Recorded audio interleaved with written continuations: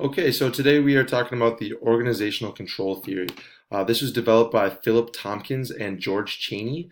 They're interested in finding out how ordinary communication is used to establish control in the workplace. Control is exerted in five ways. The first one they talked about is simple control. That is the use of direct and open power. The second would be technical. This is the use of devices and technologies. For example, giving an employee a cell phone so that you can reach them around the clock. Third would be a bureaucratic way. This is used as an organizational procedures and rules. This would be like sending out memos or having an employee handbook that everybody follows. The fourth would be cultural values.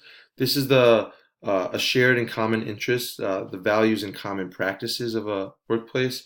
The organization has its own culture in itself, and the members buy into the culture and accept the values that it has. The fifth would be the concerted uh, control, and this would be interpersonal relationships and teamwork.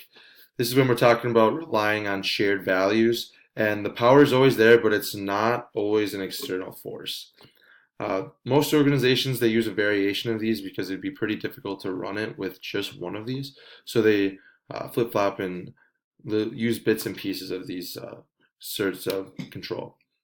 Then we got organizations establishing norms that members want to live by. There's these unwritten rules. An example would be like a dress code or uh, what time you're supposed to be there. Sometimes you don't always have to be there at that exact time, but everybody knows that hey, we're going to come around 8 a.m. This theory also discusses how disciplinary control is best accomplished. The first way they talk about is unobtrusive methods. This is where discipline isn't obvious, but is part of daily activity. The second would be collaboratively produced. This is where we work together to form expectations to follow. An example of this would be scheduling meetings at 10 o'clock. Everyone's expecting to be there. That's an expectation of everyone. Uh, the third one would be social relations. This is where what we say and what we do is really it reflects what our expectations are. Number four would be the values that motivate employees and their members. This is where you're being on a team is going to make it better for everyone. It makes it more enjoyable when you are working with people that you are alike with. It benefits both the business and the members of the business, especially when incentives are involved. When you get a raise if you or you get a bonus when you sell a lot or something like that. They also talk about identification, and this is a process of linking yourself with others. You like to find a common ground with other people, and you start to shape and form your own identity. They talk about identities or identifications shaping our identities. With this, it's a two-way street. They talk about identity, identification, duality. And this is while we're looking to find affiliations in the group, we are also finding our own identity and what we're looking for. I'm going to show you a little video of Jordan Belfort from The Wolf of Wall Street and how he uses these powers. Going to dial themselves, okay? Without you, they're just worthless hunks of plastic. Like a loaded M16 without a trained Marine to pull the trigger. And in the case of the telephone, it's up to each and every one of you, my highly trained Stratonites, my killers who will not take no for an answer, my fucking warriors, who will not hang up the phone until their client either buys or fucking dies!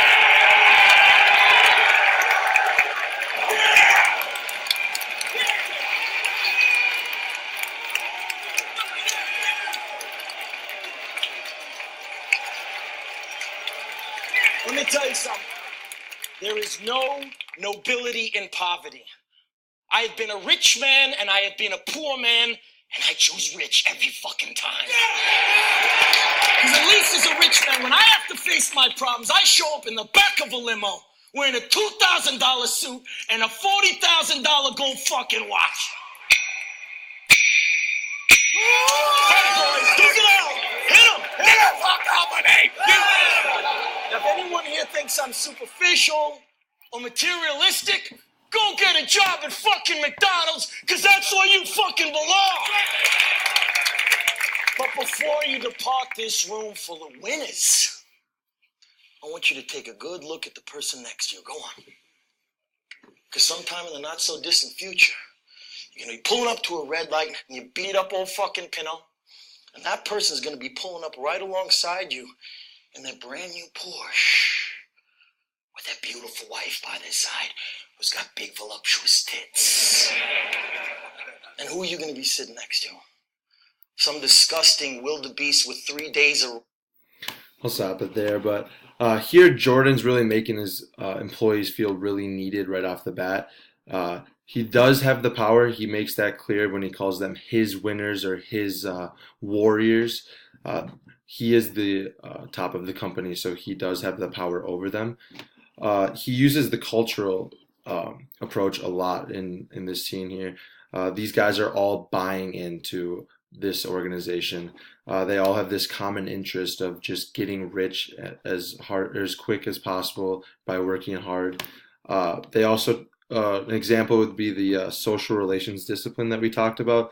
They have this expectation of what needs to happen, and by the way he's talking, you can see that you can be really aggressive in this workplace, and you can speak freely, but you can see his potty mouth. But he also uses a little bit of concerted power. The power is there, but it's not a force. He's not overruling them or anything like that.